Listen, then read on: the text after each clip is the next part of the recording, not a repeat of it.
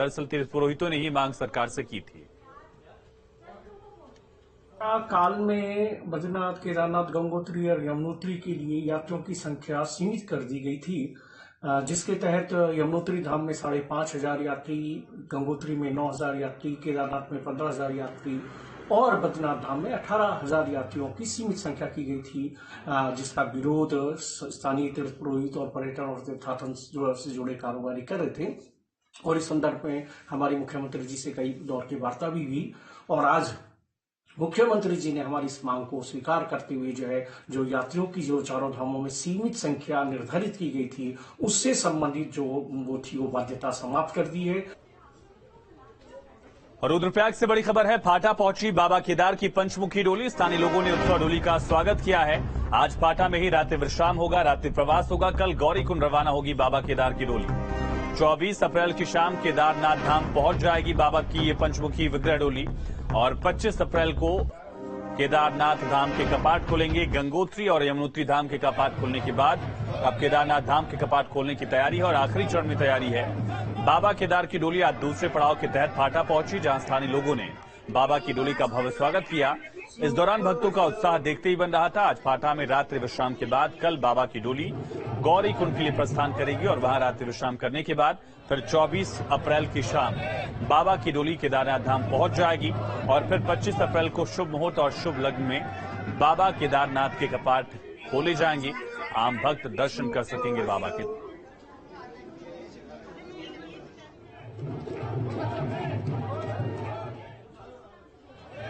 तो फाटा पहुंच चुकी है बाबा केदार की पंचमुखी विग्रह डोली और आप देख सकते हैं किस तरह से श्रद्धालुओं ने इसका स्वागत किया। हजारों की संख्या में थे, महिलाएं, बड़े बुजुर्ग सभी बाबा के दर्शन पाने के लिए यहां उत्साहित दिखे।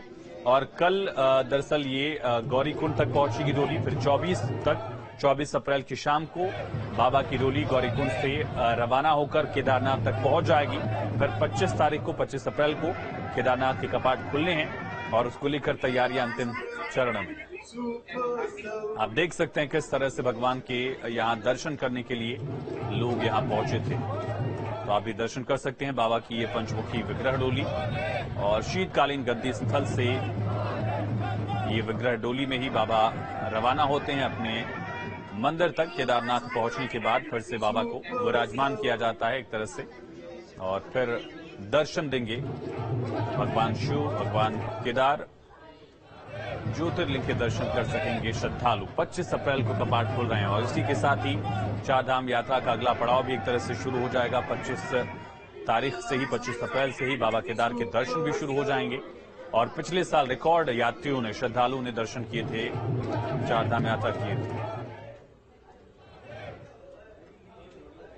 विश्व विख्यात केदारनाथ धाम के लिए इस बार 9 हेली सेवाएं उड़ान भरेंगी। ये हेली सेवाएं केदार घाटी के गुप्तकाशी, फाटा और शिरसी से धाम के लिए उड़ान भरेंगी।